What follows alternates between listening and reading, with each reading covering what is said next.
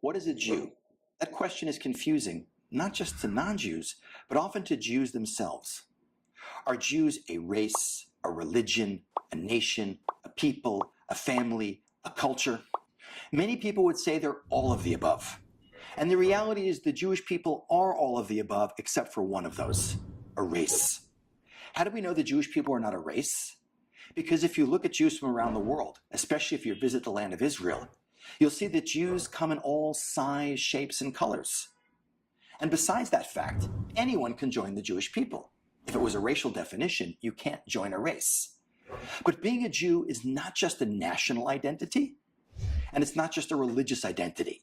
It's not just like being American or French or English or Russian, and it's not just like being a Christian or a Muslim or a Buddhist. It's both.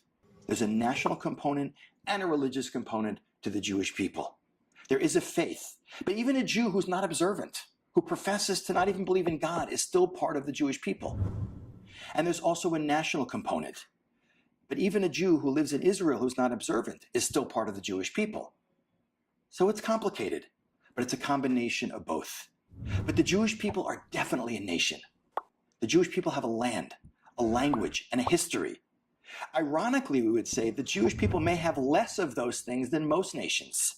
Yes, the Jewish people have a land, and yes, there's been a Jewish state for 70 plus years.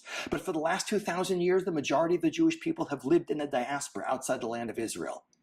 Yes, the Jewish people have a language, Hebrew.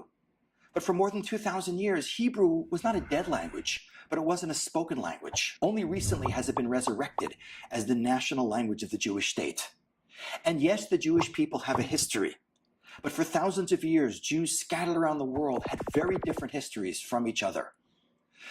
But interestingly enough, to find people as old as the Jewish people who have survived, because if you look in history books, there are many ancient people. If you read the Bible, Hyksos, Phoenicians, Assyrians, Babylonians, Mycenaeans, where are all these people today? They're gone. If you want to visit them, you have to go to a museum or a history book. So ironically, the Jewish people, the Jewish nation, that has had such a crazy history and has spent so much of its time as a nation scattered around the world, is one of the oldest surviving nations on the planet Earth. Back in the land of Israel today, after 2,000 years of exile, the Jewish people have taken a licking, but they kept on ticking. I'm Ken Spiro, and you're watching JTV.